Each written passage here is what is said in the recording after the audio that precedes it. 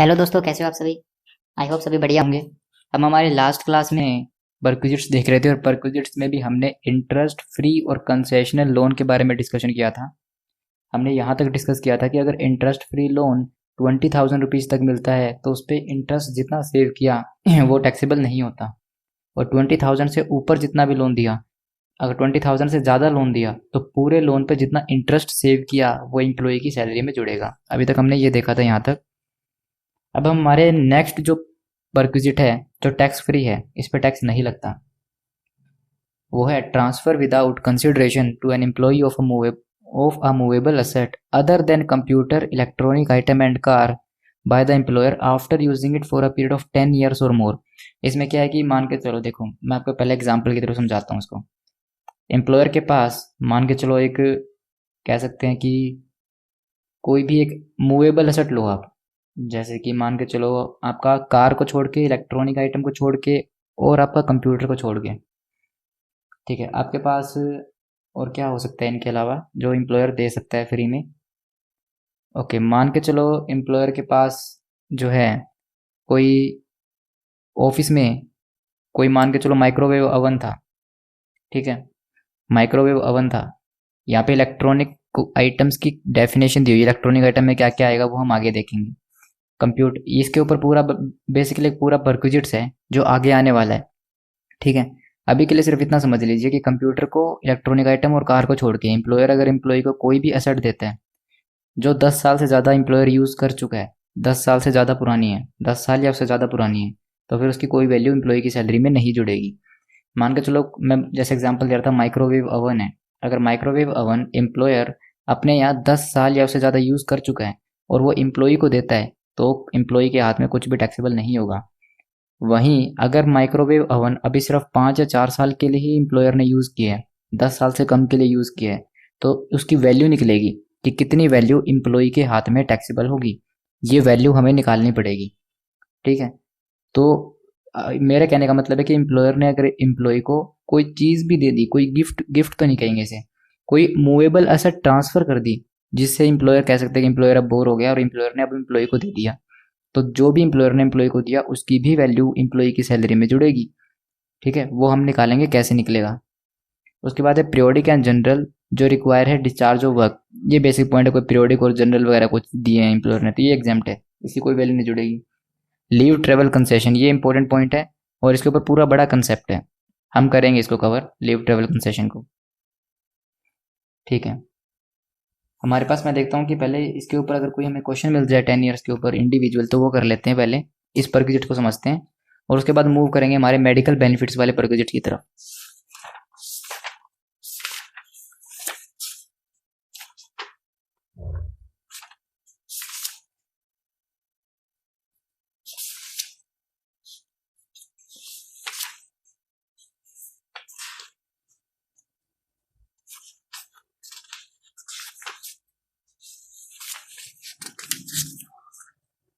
अभी तो मुझे इसके ऊपर कोई क्वेश्चन दिख नहीं रहा है इंडिविजुअली जो इस कंसेप्ट के ऊपर हो। मैं अभी आपको देख के बताता हूँ इसका। नहीं, अभी तो मेरे को कोई इंडिविजुअल क्वेश्चन अभी मिल नहीं रहा है इसके बारे में। ये हम यार, हमारे पास आगे आएगा ये कंसेप्ट दोबारा से, ये वाला कंसेप्ट तो मैं तब कवर करूंगा। अभी के लिए मान के चलो 10 साल से ज़्यादा कोई असेट हो चुकी है और वो मूवेबल है, एम्प्लॉयर एम्प्लॉय को ट्रांसफर कर देता है इलेक्ट्रॉनिक आइटम, कंप्यूटर और कार को छोड़ के, तो हमारे उस केस में कोई भी वैल्यू परक्विजिट्स के फॉर्म में एम्प्लॉय की सैलरी में टैक्सेबल नहीं होगी, ठीक है। वैसे कंसेप्ट दिया हुआ है कि इलेक्ट्रॉनिक आइटम, कार और एनी अदर असेट के लिए हमें जो एक्चुअल कॉस्ट एम्प्लॉयर की मिलती है, एक्चुअल कॉस्ट जो एम्प्लॉयर ने जिस कॉस्ट पे खरीदा था उसमें से डेप्रीशिएशन हम कुछ माइनस कर देते हैं। उसके बाद जो वैल्यू आती है उसको हम कंपेयर करते हैं एम्प्लॉय से कितना पैसा मिल रहा है उस असेट के लिए। अगर एम्प्लॉय से जितनी उसके पास डब्ल्यू बनती है उससे कम पैसा मिल रहा है तो दोनों दोनों का जो डिफरेंस है वो एम्प्लॉय की सैलरी बनेगा, ठीक है। यही चीज़ हमें निकालनी है और ये हमारे सामने बाद में आगे कंसेप्ट आएगा, ठीक है। अभी के लिए मैं इसे छोड़ रहा हूँ, ये आगे आएगा, बस इतना याद रखिए 10 साल। उसके बाद है हमारे पास मेडिकल बेनिफिट्स। मेडिकल बेनिफिट हम अभी करने वाले हैं इसको, पहले बुक से रीडिंग करेंगे फिर इसके नोट्स बना लेंगे। मेडिकल बेनिफिट का मतलब है एम्प्लॉयर ने एम्प्लॉय का ट्रीटमेंट करवाया, मतलब एम्प्लॉय बीमार हो गया था और एम्प्लॉय को किसी भी तरह कोई डिसीज़ वगैरह कुछ है तो उसका ट्रीटमेंट एम्प्लॉयर करवा रहा है। ठीक है, अब आप कहेंगे एम्प्लॉयर क्यों करवा रहे हैं? भाई हो सकता है एम्प्लॉय जो है की कह सकते हैं ना की मैन हो उस बंदे के लिए, मेन बंदा हो वो, उसके बिना काम रुक सकता है उसका, तो एम्प्लॉयर उसका ट्रीटमेंट करवा सकते हैं। अच्छा, अगर वो ट्रीटमेंट इंडिया के अंदर हो रहा है, एम्प्लॉय का ट्रीटमेंट इंडिया के अंदर हो रहा है, तो value of any medical treatment provided free to employee और any member in hospital maintain by the employer. यहाँ पे वर्ड इंपॉर्टेंट है, या तो medical benefit medical treatment employee को दे दिया जाए या फिर उसके किसी घर वाले फैमिली मेंबर को दे दिया जाए। मेडिकल ट्रीटमेंट या तो एम्प्लॉय का करवा दे एम्प्लॉयर या फिर एम्प्लॉय के फैमिली मेंबर का भी करवा दे तो भी चलेगा।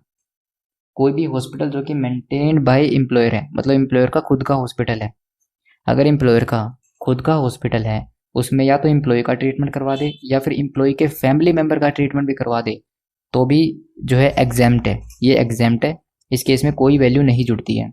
ठीक है, ये अभी तक टैक्स फ्री चल रहे हैं, ये टैक्स फ्री है, ये टैक्स फ्री पर्क्स हैं, ये टैक्स फ्री चल रहे हैं अभी। Any sum paid by employer in respect of an expenditure incurred by the employee on medical treatment of himself and member of his family. ठीक है, in a hospital maintain by government और local authority approved by the government और for medical treatment, okay, in respect of prescribe disease.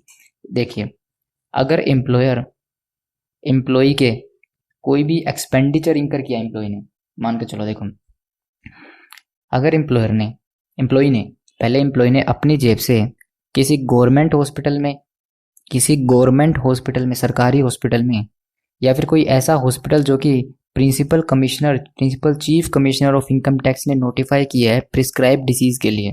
Prescribe disease होती है TB, ads, ये question में मिलेगा आपको कि ये डिसीज प्रिस्क्राइब थी। तो अगर आपने एम्प्लॉय ने अपना ट्रीटमेंट किसी गवर्नमेंट हॉस्पिटल में करवाया या फिर कोई ऐसे हॉस्पिटल में करवाया जो principal chief commissioner of income tax के द्वारा नोटिफाई था किसी स्पेसिफाइड बीमारी के लिए और वही बीमारी एम्प्लॉय को भी थी, अगर उसके लिए ट्रीटमेंट करवाता है, पहले एम्प्लॉय ने अपनी जेब से खर्चा भरा उसका, बाद में एम्प्लॉयर ने उसे रीइंबर्स कर दिए वो पैसे, तो वो भी एग्जेम्प्ट है। ठीक है, या तो एम्प्लॉयर ने डायरेक्टली पे कर दिए उस गवर्नमेंट हॉस्पिटल को या फिर उस हॉस्पिटल में जो principal chief commissioner of income tax ने नोटिफाई किया है, या तो एम्प्लॉयर ने डायरेक्टली पे कर दिए या फिर पहले एम्प्लॉय ने पे किए और बाद में एम्प्लॉयर ने एम्प्लॉय को रीइंबर्स कर दिए, दोनों ही केस में एग्जेम्प्ट है। ठीक है, premium paid by the employer on the health insurance, अगर एम्प्लॉयर एम्प्लॉय का हेल्थ इंश्योरेंस कराता है तो एग्जेम्प्ट है, प्लस एम्प्लॉय के अगर फैमिली मेंबर का भी हेल्थ इंश्योरेंस करा दिया तो भी एग्जेम्प्ट है। ठीक है, यहाँ पे फैमिली मेंबर भी कवर है साथ ही साथ। अगर एम्प्लॉयर ने एम्प्लॉय का हेल्थ इंश्योरेंस करवा दिया या उसके फैमिली मेंबर का भी हेल्थ इंश्योरेंस करा दिया तो वो एग्जेम्प्ट है। Reimbursement by the employer on any premium paid by employee on his health insurance और health insurance of his family. देखो, पहली बात तो डायरेक्टली एम्प्लॉयर ने ही एम्प्लॉय का हेल्थ इंश्योरेंस करवा दिया या फिर उसके फैमिली मेंबर का हेल्थ इंश्योरेंस करा दिया।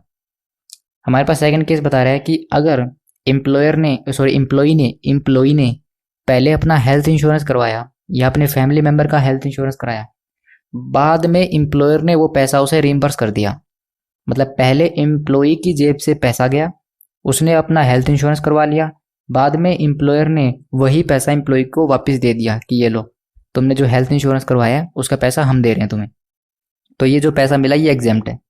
ठीक है, तो वही बात होगी, डायरेक्टली अल्टीमेटली खर्चा तो एम्प्लॉयर ही बोर्न कर रहे हैं, या तो वो डायरेक्टली पे कर दे या फिर पहले एम्प्लॉय पे कर दे और बाद में वो एम्प्लॉय को पैसे दे दे, बात तो एक ही पड़ रही है। तो दोनों एग्जेम्प्ट है, चाहे रीइंबर्समेंट कर दे चाहे डायरेक्टली पे कर दे एम्प्लॉयर, दोनों एग्जेम्प्ट है। ये वाला लिमिटेड एग्जामेशन पहले 15,000 रुपए की प्राइवेट हॉस्पिटल के लिए होती थी, अब ये हट चुकी है, अब ये एग्जामेशन नहीं होती है।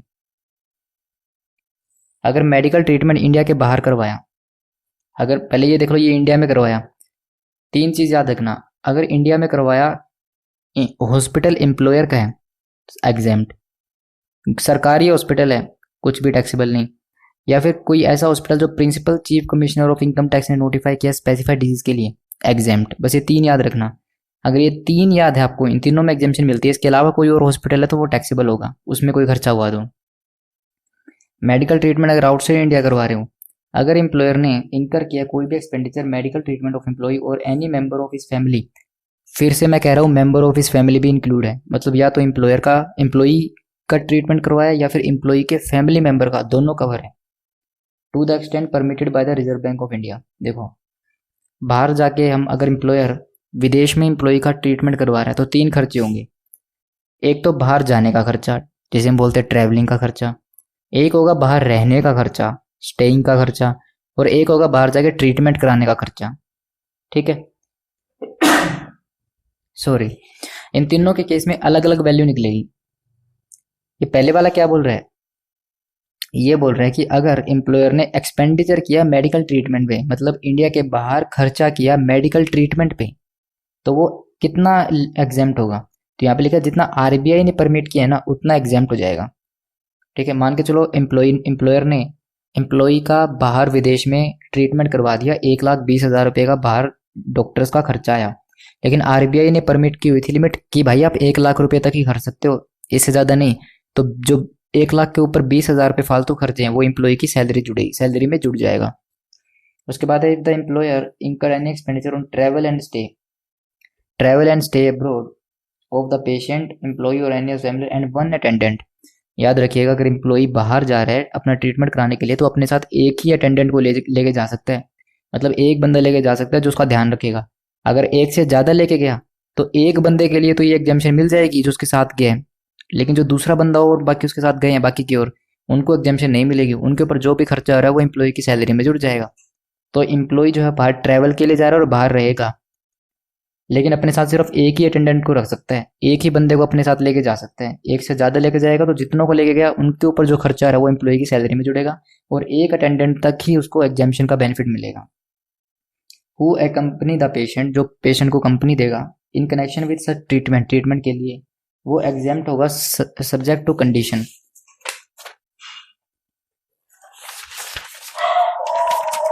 अब देखिए वो कितना एग्जाम्प्ट हो जाएगा, क्या कंडीशन है।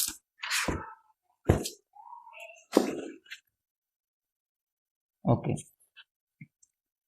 The expenditure on medical treatment and stay abroad will be exempt to the extent permitted by Reserve Bank of India. जो आपने मेडिकल ट्रीटमेंट बाहर किया, देखो 3 खर्चे हैं।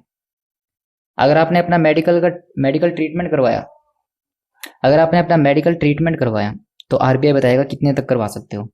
बाहर रहने का खर्चा आरबीआई बताएगा कितने तक कर सकते हो। आने जाने का खर्चा वो देखते हैं कितना है। यहाँ पे लिखा हुआ है कि अगर आप मेडिकल ट्रीटमेंट करवाते हो, बाहर डॉक्टर को जो फीस दोगे, और बाहर जो आप होटल वगैरह में रहोगे या हॉस्पिटल में रहोगे, उसका जो खर्चा होगा वो आरबीआई बताएगा। आरबीआई बताएगा कि इतने तक एग्जेम्प्ट है, इसके ऊपर अगर कुछ भी लगा तो वो टैक्सेबल है। और जो एक्सपेंडिचर आप ट्रैवल पे खर्च करोगे, मतलब बाहर जाने का, तो वो एग्जेम्प्ट होगा अगर उसकी gross total income excluding this expenditure 2,00,000 को अगर एक्सीड नहीं करती है तो। अभी देखते हैं, if the employer reimburse the employee in respect of expenditure actually incurred, it will be exempt subject to the same condition. अगर मान लो ये पहले लिखा है इसमें कि अगर डायरेक्टली एम्प्लॉयर पे कर दे तो ये कंडीशन जो भी पड़ी है ये लगेंगी, लेकिन अगर एम्प्लॉयर एम्प्लॉय को रीइंबर्स कर दे, मतलब पहले एम्प्लॉय पे करे बाद में एम्प्लॉयर एम्प्लॉय को पैसा वापस कर देगा, तो भी सेम ही कंडीशन लगने वाली है। ये कह रहा है कि अगर रीइंबर्समेंट का केस है तो भी सेम ही कंडीशन लगेगी जो ऊपर हम देख रहे हैं। ठीक है, इसका हम चार्ट बनाते हैं। मेंबर के अंदर कौन आता है पहले देख लो। मेंबर कौन आता है, मेंबर के अंदर आता है स्पाउस और चिल्ड्रन इंडिविजुअल के, उसके पेरेंट्स, ब्रदर, सिस्टर और एनी ऑफ देम जो होली और मेनली डिपेंडेंट है इंडिविजुअल के ऊपर। देखो, या तो एम्प्लॉयर एम्प्लॉई का ट्रीटमेंट करवा दे या फिर उसके फैमिली मेंबर का ट्रीटमेंट करवा दे, या तो गवर्नमेंट हॉस्पिटल में, खुद के हॉस्पिटल में, या फिर जो स्पेसिफाइड हॉस्पिटल है, कमिश्नर ऑफ इनकम टैक्स ने स्पेसिफाई किया तो एग्जेम्प्ट है। ठीक है, फैमिली मेंबर में कौन कौन आएंगे, इंडिविजुअल की स्पाउस और चिल्ड्रन। स्पाउस और चिल्ड्रन डिपेंडेंट हो या इंडिपेंडेंट हो कोई फर्क नहीं पड़ता। स्पाउस और चिल्ड्रन डिपेंडेंट हो या इंडिपेंडेंट हो कोई फर्क नहीं पड़ता, पर लेकिन पेरेंट्स, ब्रदर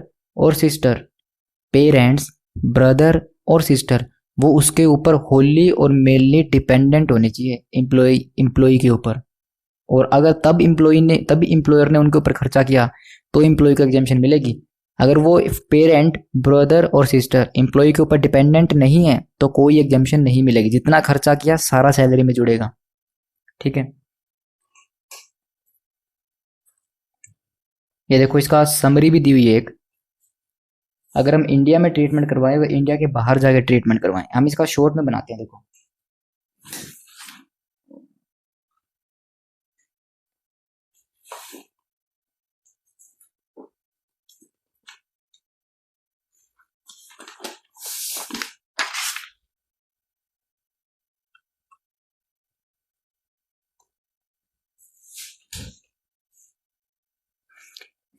देखो, मेडिकल ट्रीटमेंट, मेडिकल फैसिलिटी,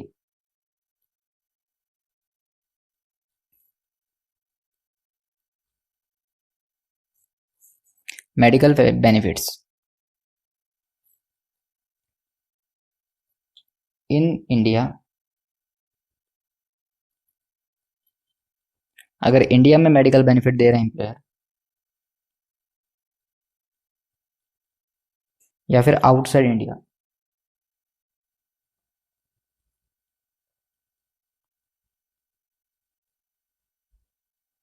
अगर इन इंडिया दे रहे हैं, अगर बेनिफिट इन इंडिया दे रहे हैं, तो 3 केस।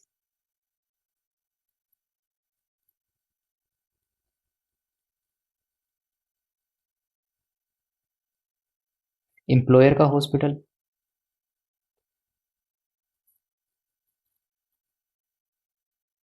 जो एम्प्लॉयर है, जो हॉस्पिटल है वो इंडिया में एम्प्लॉयर का है, या फिर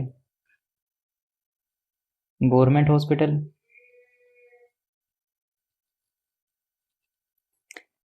हॉस्पिटल जो है या तो एम्प्लॉयर का है या गवर्नमेंट हॉस्पिटल है,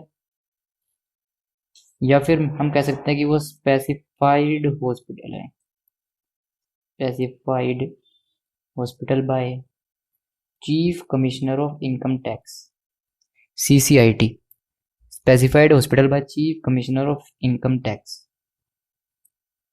ठीक है, अगर इंडिया में है तो ये, और एक हम यहाँ पे और ऐड कर देते हैं, प्राइवेट हॉस्पिटल, इंडिया के अंदर ही प्राइवेट हॉस्पिटल।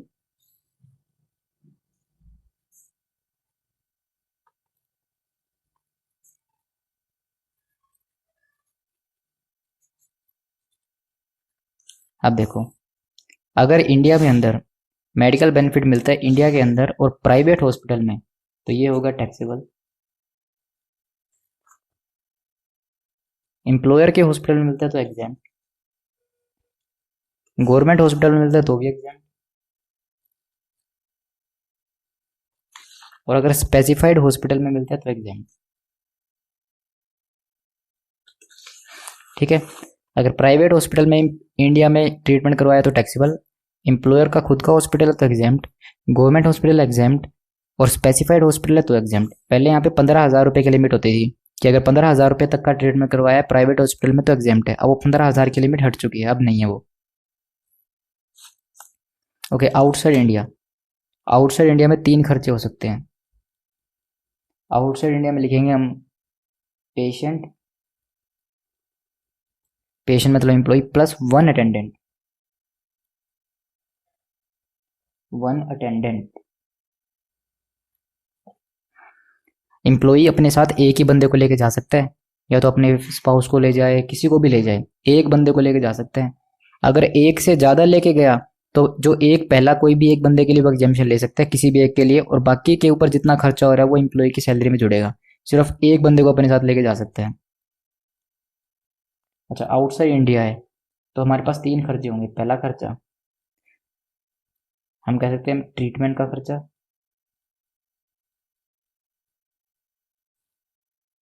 ट्रीटमेंट का खर्चा,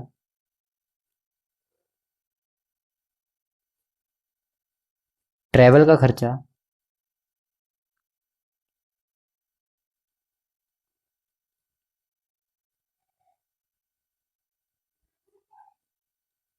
ट्रीटमेंट का खर्चा, ट्रैवल का खर्चा और स्टेइंग अब्रोड, ये 3 खर्चे हो सकते हैं। तो ट्रीटमेंट का खर्चा एग्जाम्प्ट होगा, exempt up to RBI limit. जितना RBI ने लिमिट बताया अगर वहीं तक खर्चा होगा तो एग्जाम्प्ट है। ट्रैवल का खर्चा भी exempt up to RBI limit. अगर ट्रीटमेंट का खर्चा तो RBI बताएगा इतना एग्जाम्प्ट है, ट्रैवल का खर्चा है तो सेम RBI बताएगा इतना एग्जाम्प्ट है, अगर उससे ऊपर खर्चा किया तो सैलरी में जुड़ेगा। और अगर आपने, सॉरी, ट्रैवल का खर्चा नहीं आएगा, ये ट्रैवल का खर्चा यहाँ नहीं आएगा। ट्रैवल का खर्चा होगा exempt if GTI of previous year is up to 2 lakh. ठीक है,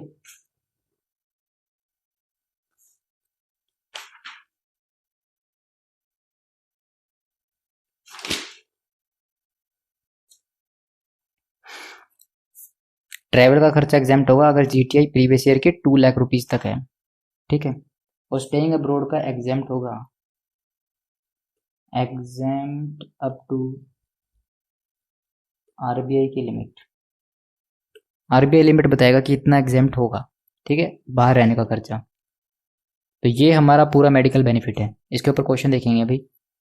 मेडिकल बेनिफिट इंडिया में अगर एम्प्लॉयर का हॉस्पिटल है तो एग्जाम्प्ट है, गवर्नमेंट है तो एग्जाम्प्ट है, स्पेसिफाइड हॉस्पिटल है मतलब स्पेसिफाइड डिसीज के लिए हॉस्पिटल है, chief commissioner of income tax ने नोटिफाई किया है वहां पे ट्रीटमेंट हुआ है तो एग्जाम्प्ट है, प्राइवेट हॉस्पिटल में फुली टैक्सेबल है।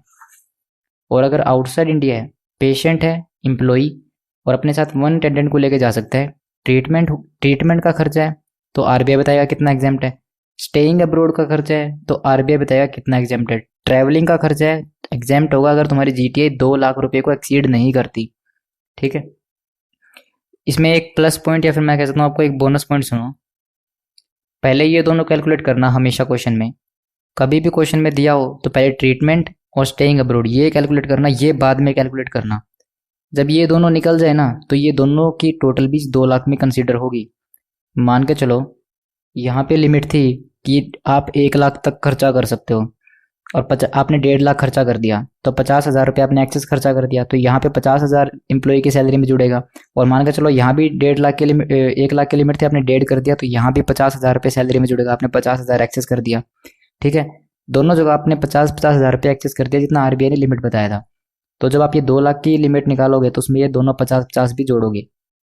ठीक है, ये दोनों भी इसमें जुड़ेंगी, इन दोनों में से जो वैल्यू निकल के आएगी जो सैलरी में जोड़नी है वो भी इस 2 लाख के अंदर कंसीडर होगी।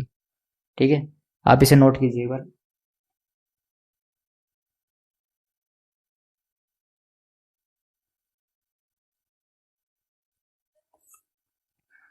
पहले से नोट कीजिए, मैं इसके ऊपर क्वेश्चन देखता हूँ।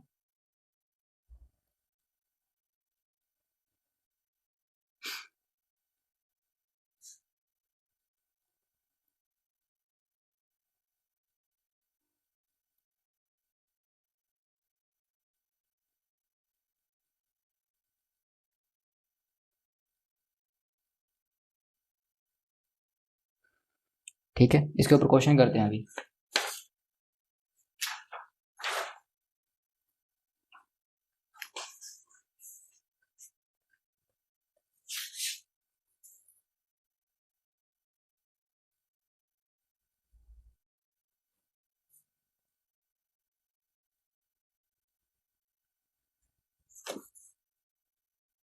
देखिए क्वेश्चन पढ़िए।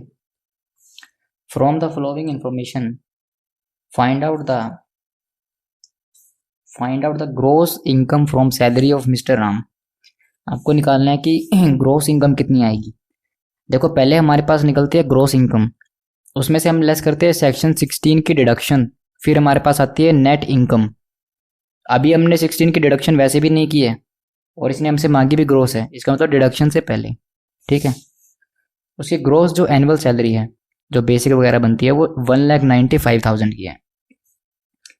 Medical expenditure directly paid by employer to private practitioner. Medical expenditure employer ने डायरेक्टली पे कर दिए पैसे एक प्राइवेट बंदे को। तो हमने देखा था प्राइवेट हॉस्पिटल है फिर प्राइवेट बंदे को पैसे दिए तो वो तो टैक्सेबल होता है, तो 30,000 रुपये टैक्सेबल होंगे।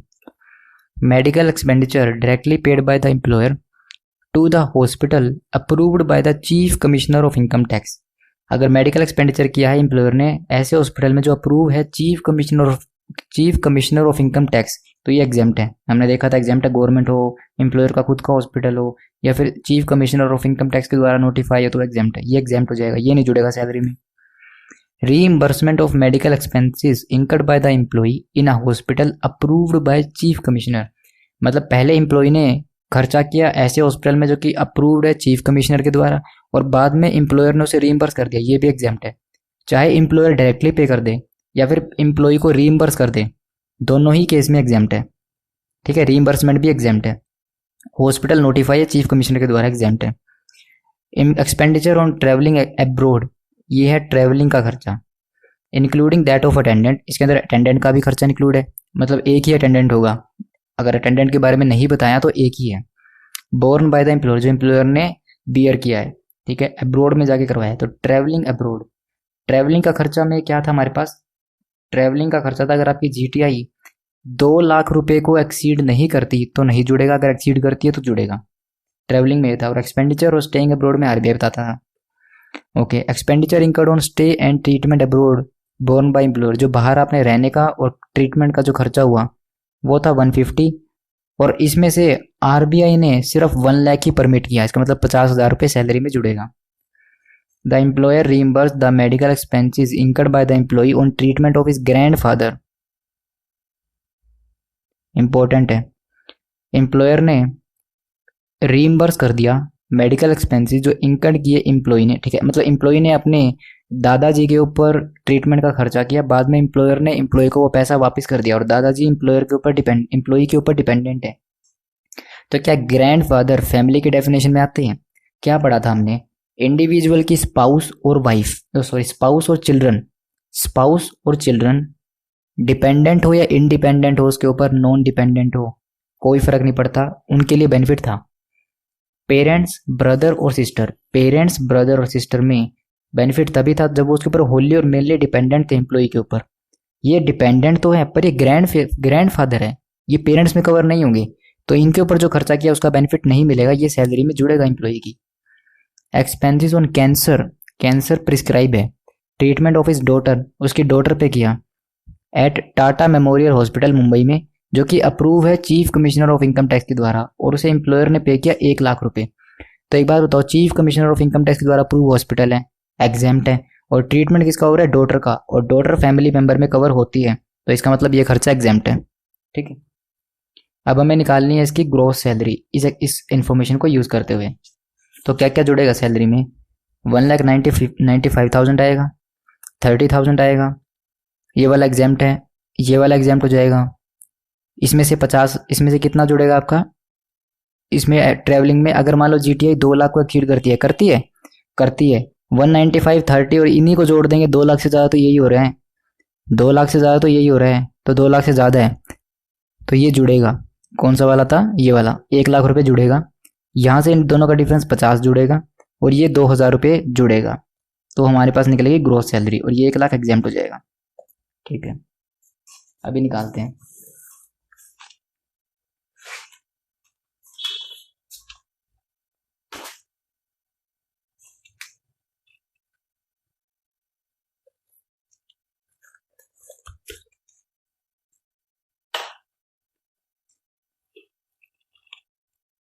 देखिए हमारे पास इलस्ट्रेशन नंबर 6, कैलकुलेशन ऑफ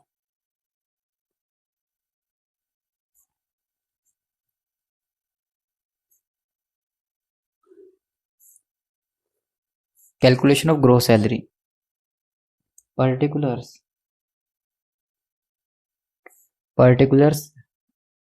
और हमारे पास आएगा डिटेल्स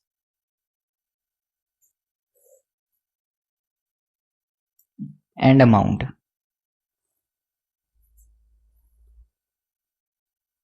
तो हमारे पास आएगा annual salary,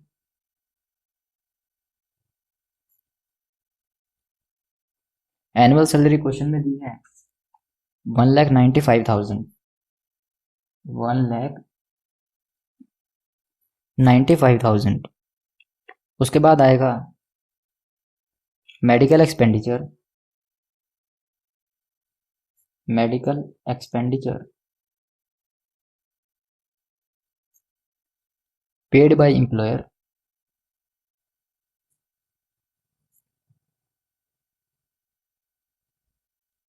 medical expenditure paid by employer directly to private practitioner,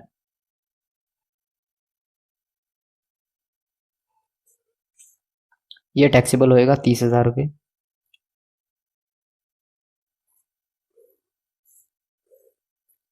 उसके बाद इसमें लिखा है मेडिकल एक्सपेंडिचर,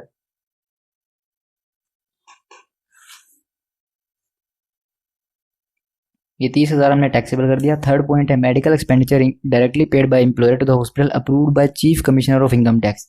जो chief commissioner of income tax के द्वारा अप्रूव्ड हॉस्पिटल है वो एग्जाम्प्ट है, यहाँ पे ये नहीं जुड़ेगा। Reimbursement of medical expenditure hospital जो है अप्रूव्ड बाय चीफ कमिश्नर, ये भी नहीं जुड़ेगा। रीइंबर्समेंट हो चाहे डायरेक्टली पेड हो, दोनों एग्जाम्प्ट है। Expenditure on travelling abroad including that of attendant, मैंने आपको एक बात बताई थी कि ट्रैवलिंग का खर्चा सबसे लास्ट में जोड़ना, पहले जोड़ोगे आप स्टेइंग अब्रोड और ट्रीटमेंट का खर्चा। ये देखो मैंने आपको कहा था कि पहले ये दोनों जोड़ना, लास्ट में ये जोड़ना, ठीक है। तो हम ट्रैवलिंग वाला अभी नहीं जोड़ रहे, ट्रैवलिंग वाला अभी नहीं जोड़ रहे, अभी हम जोड़ रहे हैं expenditure incurred on stay abroad bye the employer, employer ने पे किया। और आरबीआई कहता है कि 1 लाख रुपए तक खर्चा कर सकते थे, आपने 1.5 लाख तक कर दिया, तो जो 50,000 है वो जुड़ेगा। अभी देखो इसके अंदर हम जोड़ेंगे, wait a second,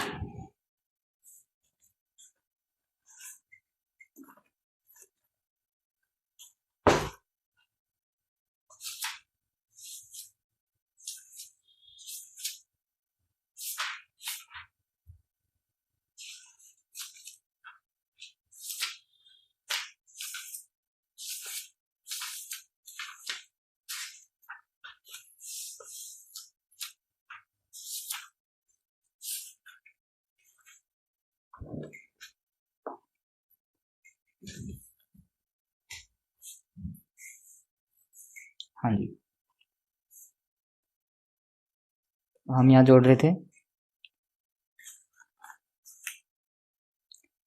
expenditure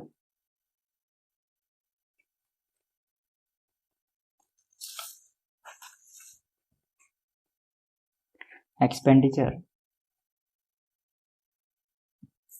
on treatment,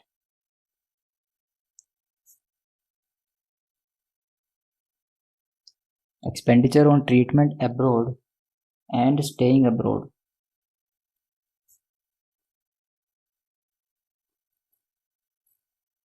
हम इसे लिख देते हैं 1 2 3, सॉरी 1 और 2।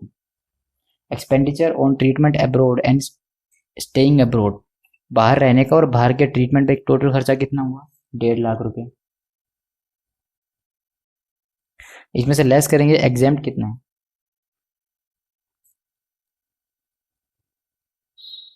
एग्जाम्प्ट इसमें से लिमिट प्रिस्क्राइब्ड,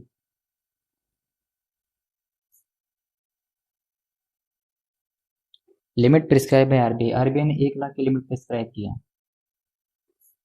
तो यहाँ से टैक्सेबल हो जाएगा 50,000।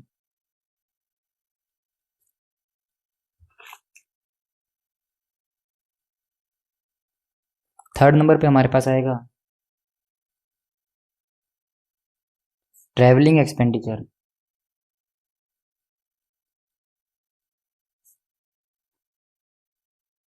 Travelling expenditure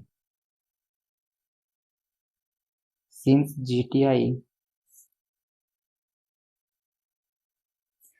GTI exceeds 2 lakh it will be added।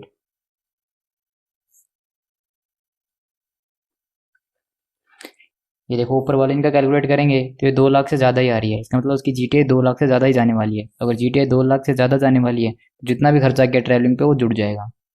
तो कितना खर्चा किया ट्रैवलिंग पे,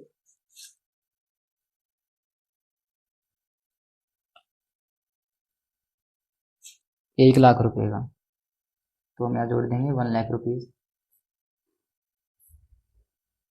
एंड उसके बाद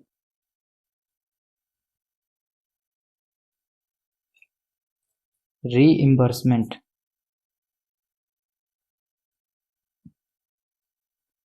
reimbursement by employer on treatment reimbursement by employer on treatment of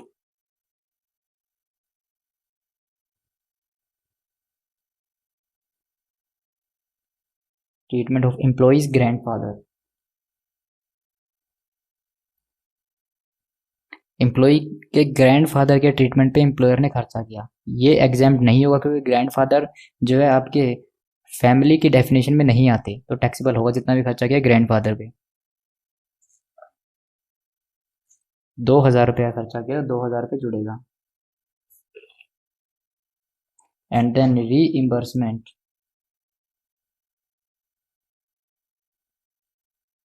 not reimbursement directly pay की एम्प्लॉयर ने, तो expenditure on treatment of employee's daughter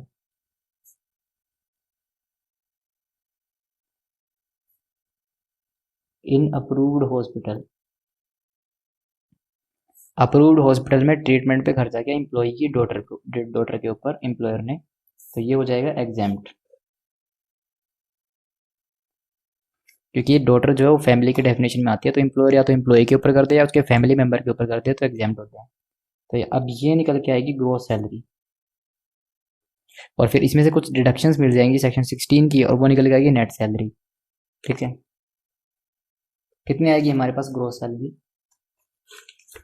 1,95,000 plus 30,000 plus 50,000 plus 1,02,000, ये आएगी 377।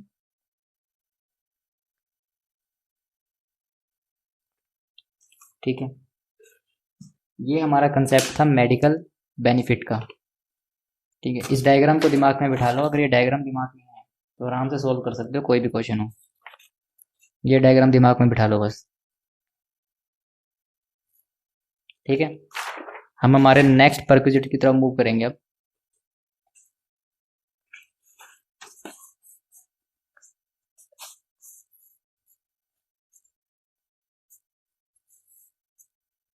Leave travel concession.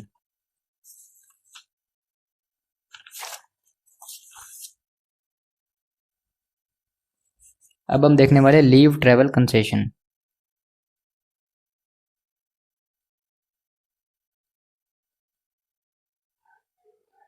Leave travel concession का मतलब है employer ने employ को घूमने जाने के लिए पैसे दिए। ठीक है, घूमने जाने के लिए पैसे दिए, तो वो हो गया लीव ट्रेवल कंसेशन। अभी पढ़ते हैं इसको, फिर इसके नोट्स निकालेंगे। This exemption is available to Indians as well as foreigners. ये एग्जाम्पशन इंडियंस को भी और फॉरनर्स को भी दोनों को मिलेगी। मतलब अगर इंडिया के बंदे ही इंडिया की किसी कंपनी में एम्प्लॉयड हैं तो उन्हें तो ये बेनिफिट मिलेगा क्योंकि वो तो इंडिया के ही हैं। अगर कोई विदेश का बंदा है, वो यहाँ पे इंडिया में किसी कंपनी में एम्प्लॉयड है और वो इंडियन कंपनी उसे जो है लीव ट्रेवल कंसेशन दे रही है, तो उसके हाथ में भी एग्जाम्पशन होगा, उसे भी बेनिफिट मिलेगा इसका। The amount exempt under this clause shall in no case exceed the amount of expenditure actually incurred for the purpose of such travel। ये कहना चाह रहा है कि आपको एग्जेम्पशन कितनी मिलेगी, जितना आपने एक्सपेंस किया और लिमिट, जो भी हम आपको लिमिट बताएंगे विच एवरेज लोअर। ठीक है, ये कहना चाह रहा है कि जो आपकी जितना आपने खर्चा किया ना उससे ज़्यादा एग्जेम्पशन क्लेम नहीं कर सकते आप। तो आप सिंपल सा याद कर लो, एक्चुअली खर्चा और जितनी हम लिमिट बताएंगे एग्जेम्पशन की विच एवरेज लोअर उतना एग्जेम्प्ट होगा। ठीक है, अभी देखते हैं कितनी लिमिट है। The value of any leave travel concession or assistance received by or due to an individual from his employer for himself and his family.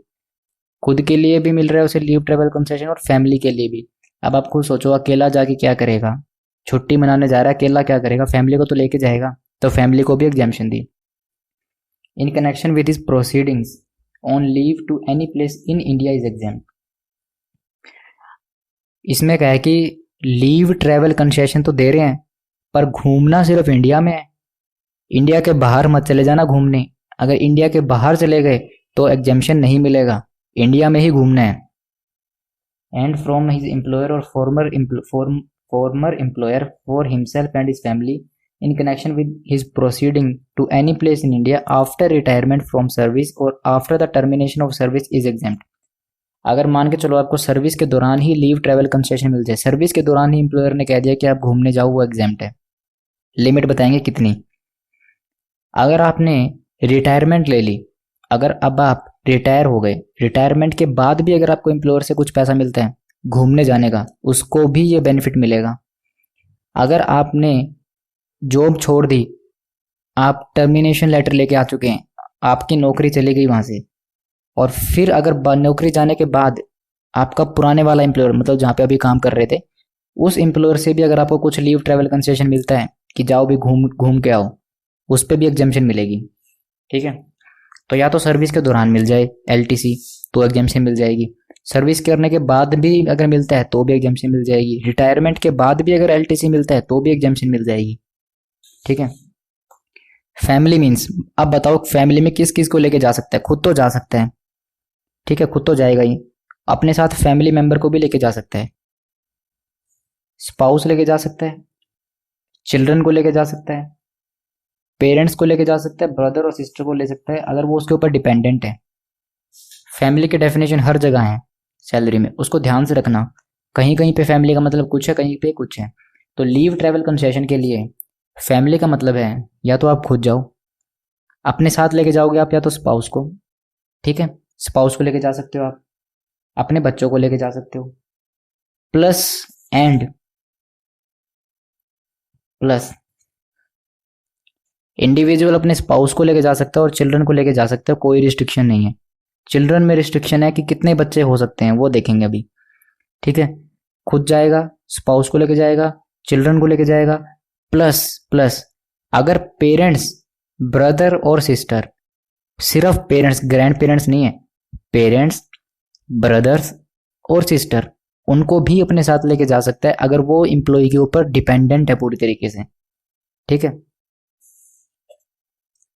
जो एग्जेम्पशन है वो not be available for more than 2 surviving children. जो आज के time में जो बच्चे जो लाइव हैं, जो जी रहे हैं, मतलब मैक्सिमम 2 बच्चों को लेके जा सकता है। ठीक है, 2 से ज्यादा बच्चों को अपने साथ लेके नहीं जा सकता। Of an individual after 1st of October 1998, however this rule shall not apply in the following cases: children born before or multiple birth after one child। देखो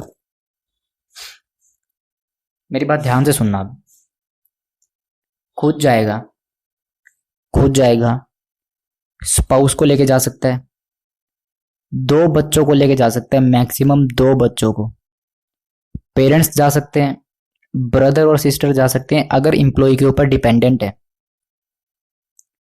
पेरेंट्स जा सकते हैं, ब्रदर और सिस्टर जा सकते हैं अगर एम्प्लॉय के ऊपर डिपेंडेंट है। ठीक है, मैक्सिमम 2 बच्चे जा सकते हैं।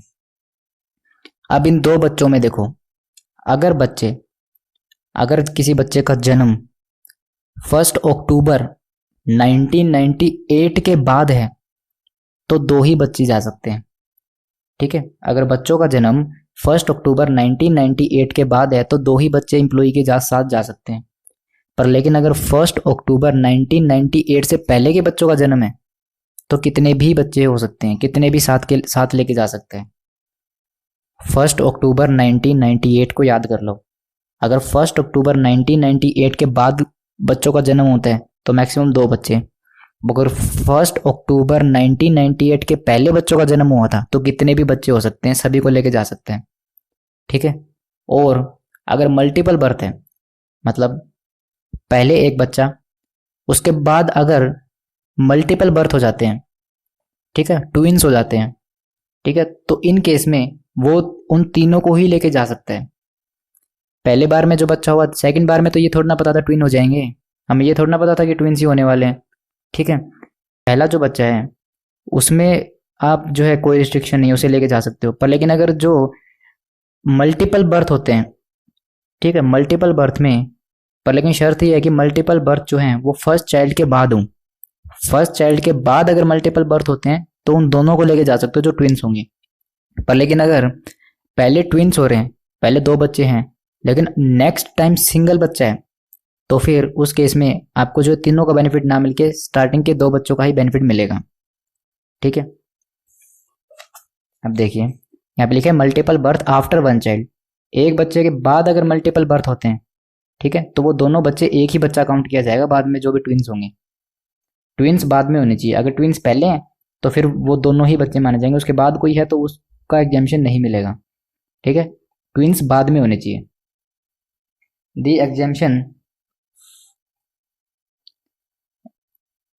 The exemption will be available to an employee in respect of 2 journey performed in a block of 4 calendar year. Employ को 4 कैलेंडर ईयर का ब्लॉक होता है, उसमें से सिर्फ 2 में ही एग्जाम्शन क्लेम कर सकते हैं। 4 साल है, 1 साल, 2 साल, 3 साल, 1 साल, 2 साल, 3 साल और 4 साल। इन 4 सालों में से किसी 2 सालों में एग्जाम्शन क्लेम कर सकता है सिर्फ, ठीक है। 2 से ज़्यादा सालों के लिए क्लेम नहीं कर सकता 4 साल के ब्लॉक में, ठीक है। और अगर मान के चलो 4 साल का ब्लॉक है, 4 साल का ब्लॉक है, ये 4 साल है, इनमें से किसी 2 साल में ही एग्जाम्शन क्लेम की जा सकती है। अगर मान के चलो आपने दोनों ही एग्जाम्शन क्लेम नहीं की, या फिर कोई एक एग्जाम्शन बची हुई है, एक बार की आपने क्लेम नहीं की, तो उसे आप कैरी फॉरवर्ड कर सकते हो अगले 4 साल के एक और ब्लॉक में, और वो भी आपको पहले साल यूटिलाइज करनी पड़ेगी। अभी देखते हैं क्या है। Commencing from the calendar year 1986, if such a concession is not availed of by an individual during a block of 4 calendar year, तो जो अमाउंट है वो लीव टाइटल कंसेशन का first availed of by individual during the first calendar year of the immediately preceding block of 4 calendar year shall be eligible for exemption. The concession shall not be taken into account for number of journeys in a foresaid immediate succeeding block of 4 years. देखो ये हमारे पास 4 साल हैं, 1 साल, 2 साल, 3 साल और 4 साल। इन 4 सालों में किसी भी 2 सालों में एग्जाम्शन क्लेम कर सकते हो आप, चाहे यहाँ कर लो, या फिर यहाँ कर लो, यहाँ और यहाँ एग्जाम्शन क्लेम कर लो, कहीं भी 2 सालों में एग्जाम्शन क्लेम कर सकते हो आप। आपको मान के चलो चारों सालों में आपको एलटीसी मिल रहा है, तो किसी 2 सालों के लिए ही एग्जाम्शन क्लेम कर सकते हो, बाकी 2 सालों के लिए फुली टैक्सेबल होगा, ठीक है। 4 साल के ब्लॉक में 2 साल का बेनिफिट मिलेगा। अब ये नेक्स्ट 4 ईयर का ब्लॉक फिर स्टार्ट हो जाएगा, 1 2 3 4, ठीक है। ऐसे 4 साल के ब्लॉक चलते हैं। अब इसमें 4 साल के ब्लॉक में से आप 2 साल में बेनिफिट ले सकते हो और 2 साल का टैक्सेबल होगा। इसी तरीके से फिर नेक्स्ट जब ब्लॉक आएगा, इसमें भी इन चारों में से किसी 2 के लिए ही एग्जाम्शन ले सकते हो और बाकी 2 के लिए टैक्सेबल होगा। अब अगर मान के चलो यहाँ पे आपके पास 2 एग्जाम्शन अवेलेबल थी, आपने सिर्फ एक ही क्लेम की, 2 एग्जाम्शन थी, सिर्फ एक ही क्लेम की, इनमें से अभी एक बची हुई है। मान के चलो एम्प्लॉयर ने आपको पहले साल, दूसरे साल, तीसरे साल कुछ भी नहीं दिया, चौथे साल आपने को जो है एलटीसी दिया और आपने चौथे साल में एलटीसी का जो है एग्जाम्शन क्लेम किया। अभी भी आपके पास कह सकते हैं अभी भी आपके पास एग्जाम्शन के लिए 1 ईयर बचा हुआ है, क्योंकि यहाँ पे 2 सालों का बेनिफिट मिलता है आपको। 4 में से किसी 2 के लिए एग्जाम करवा सकते हो, एक के लिए आप एग्जाम करा चुके हैं, यहाँ अभी एक के लिए बचा हुआ है, एक और यहाँ पे करवा सकते थे लेकिन मिला ही नहीं, तो कहाँ से करवाते। तो एक एग्जाम्शन को आप कैरी फॉरवर्ड कर सकते हो अगले साल में, पर लेकिन वो शर्त यह है कि इस साल में यूटिलाइज हो जाना चाहिए। अगर इस साल में यूटिलाइज नहीं होता है, जो अगला जो ब्लॉक होगा अगले ब्लॉक के पहले साल में अगर ये यूटिलाइज हो जाता है तो ठीक है, नहीं होता तो फिर ये एग्जाम्शन जो है खत्म हो जाएगी। फिर ये जो 1 साल वाले जो आपने कैरी फॉरवर्ड किया है, ये फिर आपका इनका बेनिफिट इनमें नहीं ले सकते आप, ठीक है।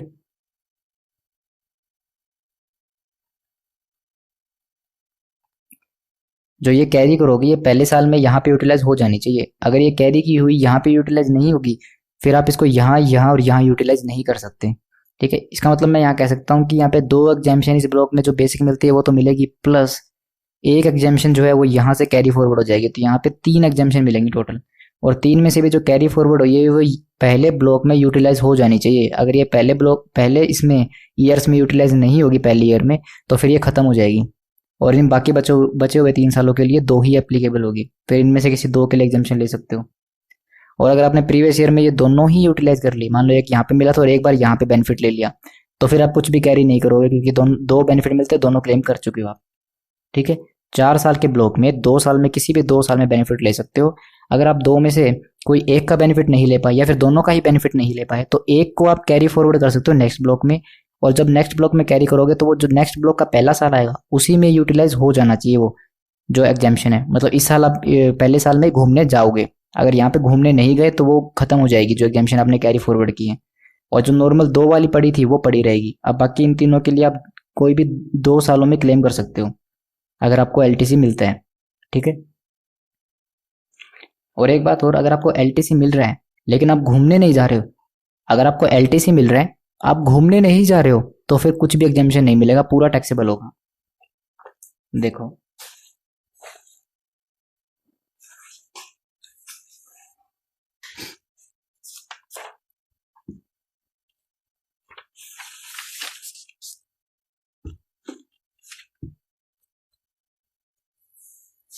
अब हम देखने वाले हैं एग्जामिशन कितनी मिलेगी।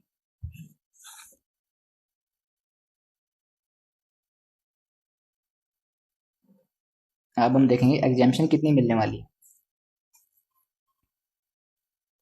अच्छा, किस मोड के थ्रू आप जाओगे घूमने और कितना एग्जामिशन मिलेगा।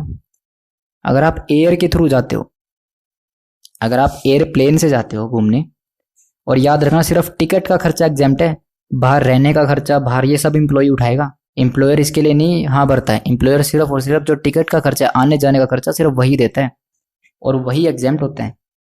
अब मान के चलो एम्प्लॉयर ने 10,000 रुपये दिए, 1,000 रुपये थे टिकट का खर्चा और बाकी 9,000 रुपये बाहर रहने का खर्चा। एग्जामिशन सिर्फ 1,000 रुपये के मिलेगी, 9,000 रुपये जो है वो टैक्स आएगा पूरा, ठीक है। एग्जामिशन सिर्फ टिकट की मिलेगी, सिर्फ उस टिकट की आने जाने के खर्चे की एग्जामिशन मिलेगी, बाकी जो खर्चा है वो एम्प्लॉय की जेब से होना है। और अगर एम्प्लॉयर कर रहा है तो फिर वो एम्प्लॉय की सैलरी में जुड़ेगा, ठीक है, वो उस पर एग्जामिशन नहीं मिलेगी। जर्नी बाय एयर, अगर आप एयर के थ्रू जा रहे हो, अगर आप एयरप्लेन के थ्रू जा रहे हो तो कितना एग्जाम्प्ट होगा। Amount of air economy fare of the national carrier by the shortest route और the actual amount spend whichever is less. आपको देखना है इकोनॉमी क्लास। देखो हमारे पास अलग अलग तरह की क्लास होती है, economy class, business class airplanes में। तो जो इकोनॉमी क्लास का जो फेयर बनता है, इकोनॉमी क्लास का जो फेयर बनता है एक नेशनल कैरियर का, मतलब इंडियन एयरलाइंस जो है हमारे पास, ठीक है। आप देखना इंडियन एयरलाइंस का इकोनॉमिक क्लास का मतलब सबसे सस्ती टिकट का किराया कितना बनता है, वो किराया और आपने एक्चुअल में जितना खर्चा किया, विच एवर इज लेस, वो एग्जाम्प्ट हो जाएगा, ठीक है। एयरप्लेन के केस में देखना आपको सस्ती टिकट, ठीक है। Okay, where the place of destination और origin are connected by rail and the journey is perform by any mode of transport other than by air, ठीक है। अगर आप रेलवे के थ्रू जा रहे हैं, देखो अगर आप एयरप्लेन के थ्रू जा रहे हैं, हवाई जहाज के थ्रू, तो इकोनॉमिक क्लास का जो फेयर है वहां तक एग्जामिशन मिल जाएगी, ठीक है। आप है ना एयरप्लेन में जा रहे हो तो सस्ती टिकट लेना, बस सरकार कह रही है सस्ती टिकट लेना अगर एयरप्लेन में जा रहे हो। अगर जितनी सस्ती टिकट का खर्चा बनता है अगर उससे ज़्यादा खर्च दिया तो सस्ती टिकट का खर्चा है ना वहां तक तो एग्जामिशन कर देंगे, उसके ऊपर जितना खर्चा है वो सैलरी में जोड़ेंगे। उसके बाद अगर आप रेलवे के थ्रू जा रहे हैं, अगर आप रेलवे के थ्रू जा रहे हैं तो आप ले सकते हैं फर्स्ट क्लास एसी का टिकट, ठीक है। Amount of air condition first class fare by shortest route और actual spend whichever is less. देखो आप अगर ट्रेन से जा रहे हो तो ट्रेन से जा रहे हो तो आप देखोगे कि एसी का, फर्स्ट क्लास एसी का टिकट कितने का आता है। तो फर्स्ट क्लास एसी का टिकट का खर्चा और आपने कितना खर्चा किया, विच एवर इज लोअर, वो एग्जाम्प्ट हो जाएगा, ठीक है। और या फिर आप जो है किसी अपनी गाड़ी से जा रहे हो, अब आप जो है रेल के थ्रू नहीं जा रहे लेकिन अपनी गाड़ी से जा रहे हो, तो अब अपनी गाड़ी से जा रहे हो तो कितना एग्जामिशन मिलेगा ये निकल नहीं सकता। आप एक्चुअल खर्चा तो बता दोगे पर उसे कंपेयर किससे करें। अगर आप अपनी खुद की गाड़ी में जा रहे हो तो कंपैरिजन के लिए सरकार ने बोला कि अगर आप रेल के थ्रू नहीं जा रहे लेकिन जहां पे भी जा रहे हो वो लोकेशन रेलवे से कनेक्टेड है, मतलब अगर आप चाहो तो वहां पे रेलवे से जा सकते थे लेकिन आप अपनी गाड़ी में जा रहे हो, तो हम देखेंगे रेलवे का एसी का फर्स्ट क्लास का टिकट कितने का मिलता है और आपने कितना खर्चा कर दिया अपनी गाड़ी से जाने में, विच एवर इज लोअर, ठीक है। उसके बाद अगर जहां पे आप जा रहे हो place of origin and destination, मतलब जहां से आपने शुरू किया और जहां पे आपकी जर्नी खत्म होगी वो, और पार्ट देयर ऑफ अगर कनेक्टेड नहीं है रेलवे से और जनरली और जो आपकी जर्नी है वो परफॉर्म की है बिटवीन सच प्लेस, मतलब आप जहां पे जा रहे हो वहां पे रेलवे चलती ही नहीं है, मतलब आप मान के चलो आप पहाड़ों में जा रहे हो, ठीक है, और उस साइड रेलवे जाती ही नहीं है। अगर उस साइड रेलवे जाती ही नहीं है तो हम देखेंगे क्या recognize public transport system exist करता है, मतलब बसें वगैरह, क्या बसेस जाती है वहाँ? अगर बसेस जाती हैं तो हम बस का फर्स्ट क्लास या फिर डीलक्स क्लास का फेयर एग्जाम्प्ट कर देंगे। 3 रूट बताएं, एयरप्लेन, रेलवे और अपने खुद के व्हीकल पे जा रहे हो। अगर खुद के व्हीकल पे जा रहे हो और अगर खुद के व्हीकल पे जा रहे हो और जहाँ पे जा रहे हो वहाँ पे रेलवे से जाया जा सकता है तो हम रेलवे का फर्स्ट क्लास का टिकट लेंगे। अगर वहां तक खर्चा है तो एग्जाम्प्ट है, उसके ऊपर जितना भी खर्चा कर दिया वो टैक्सेबल है। लेकिन आप जहाँ जा रहे हो वहां पे ट्रेन पहुंच ही नहीं सकती, वो पहाड़ी इलाका मान के चलो, पहुंच ही नहीं सकती, तो फिर हम देखेंगे क्या कोई पब्लिक ट्रांसपोर्ट सिस्टम एग्जिस्ट करता है, क्या वहां पे कोई बसें वगैरह जाती हैं। अगर बसेस वगैरह जाती है तो हम देखेंगे फर्स्ट क्लास या फिर डीलक्स क्लास का बस का, जो अपने देखिए लग्जरी बसेस होती हैं जैसे वोल्वो और ये बड़ी बड़ी बसेस देखी हूँ आपने जो लग्जरी होती हैं बिल्कुल, उसका जो फर्स्ट क्लास का टिकट है वहां तक एग्जाम्प्ट कर देंगे। अगर उससे ऊपर ज्यादा खर्चा किया तो वो टैक्सेबल हो जाएगा। उसके बाद अगर जहां पे आप जा रहे हो जहां पे रेलवे नहीं जाती और कोई रिकॉग्नाइज पब्लिक ट्रांसपोर्ट सिस्टम भी नहीं है, मान के चलो आप बिल्कुल ही ऐसे एरिया में चले गए जहां पे ना तो ट्रेन चलती ना ही कोई बसेस वगैरह चलती, ठीक है, तो कैसे निकालोगे? तो आपको देखना है कि amount equivalent to air condition first class rail fare. अब आप देखना, अब ये देखो आप जहां पे गए हो उससे पहले उससे पीछे कितने स्टेशन तक रेलवे आ रही है, ठीक है। अब मान के चलो ये आपका स्टार्टिंग पॉइंट था, ट्रेन सिर्फ यहीं तक आएगी, इससे आगे नहीं जाएगी, और आप चले गए यहाँ पे कोई बस भी नहीं जाती, ठीक है, ना तो कोई बस जाती और ना ही कोई पब्लिक ट्रांसपोर्ट का सिस्टम है। ट्रेन सिर्फ यहाँ पे आके रुक जाती है, उसके बाद ट्रेन वापस जाती है, बस ट्रेन इससे आगे नहीं जाएगी। तो अब कैसे निकालोगे? अगर यहाँ से बस जा रही होती यहाँ तक तो हम निकालते बस का फर्स्ट क्लास का डीलक्स का, बिल्कुल जो होती है ना बिल्कुल लग्जरी बस का फर्स्ट क्लास का टिकट कितने का बनता है, उसके किराए से हमारे खर्चे को कंपेयर कर लेते। अब यहाँ पे बस भी नहीं जा रही तो बस का खर्चा कंपेयर कर नहीं सकते, तो हमें कहा गया कि एक काम करो, इसका डिस्टेंस कितना है वो नाप लो, यहां से लेके जब तक यहाँ से जहां तक रेलवे जा रही थी। अब देखो यहां से आपका ये देखो डिस्टेंस कितना है, यहाँ पे लिखा भी हुआ है amount equivalent to air condition class by shortest route if journey or the amount actually spend. अब आप देख लो कि जहां पे भी जा रहे हो अगर रेलवे भी नहीं जा रही तो आप देखो कि कितना किलोमीटर ये एरिया पड़ता है, कितना किलोमीटर आपने ट्रेवल किया जहां पे रेलवे नहीं जा रही। अब मान के चलो ये 20 किलोमीटर है, ये 20 किलोमीटर है, तो हम देखेंगे कि रेलवे का 20 किलोमीटर का, अगर रेलवे 20 किलोमीटर चलती है तो फर्स्ट क्लास का 20 किलोमीटर का कितना किराया बनता है, हम उससे कंपेयर करेंगे अब इसको, ठीक है। मान के चलो 100 रुपये का किराया आता है 1 किलोमीटर चलने पे, ये हमने कैसे निकाला? आप ये देख लेना, जब आप टिकट लेते हो कहीं से कहीं पे जाने के लिए तो उस पर लिखा होता है टिकट पे कि इतना किलोमीटर का जर्नी है और इतने रुपए की टिकट है, तो जब आप रुपीज़ को किलोमीटर से डिवाइड कर दोगे तो 1 किलोमीटर की कॉस्ट आपको मिल जाएगी। तो मान के चलो 100 रुपये पर किलोमीटर है, तो मैं कहता हूँ कि 2000 रुपये का खर्चा, अगर ये ट्रेन इधर जाती तो 2000 रुपये की टिकट आती।